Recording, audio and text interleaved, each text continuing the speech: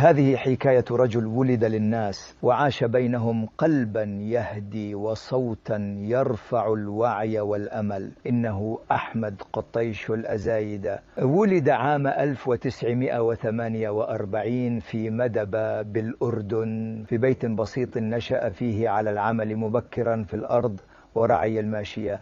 درس في كلية الحسين، ثم انتقل إلى القاهرة لدراسة الهندسة في جامعة عين شمس، وعاد ليعمل مهندسا في وزارة الأشغال ثم في القطاع الخاص.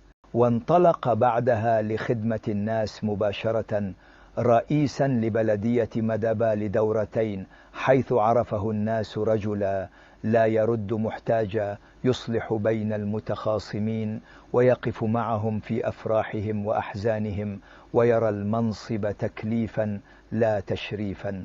وعام 1989 دخل البرلمان الأردني محققا أعلى الأصوات ورئيسا للجنة الحريات وناطقا باسم نواب الحركة الإسلامية. كان ذا حضور يجمع بين الحكمة والشجاعة وقدرة على تهدئة الخلاف ورفع المعنويات حين تشتد الأزمات. وأذكر أنني التقيته أول مرة في مجلس دعوي كبير، فرأيت فيه رؤية نافذة وتحليلا دقيقا وكلمات تنحدر على القلوب بحكمة وفقه للواقع.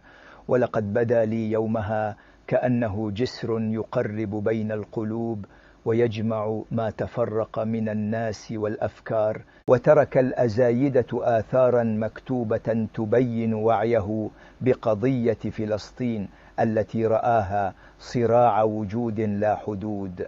دعا لتأهيل الأمة ودعم الانتفاضة ومناهضة الهزيمة النفسية.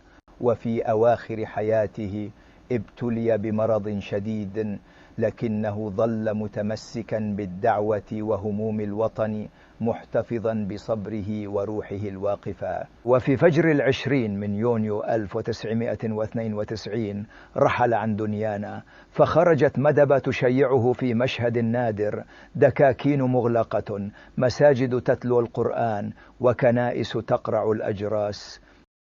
رحل ابن الناس وصوتهم، وبقي أثره طويلا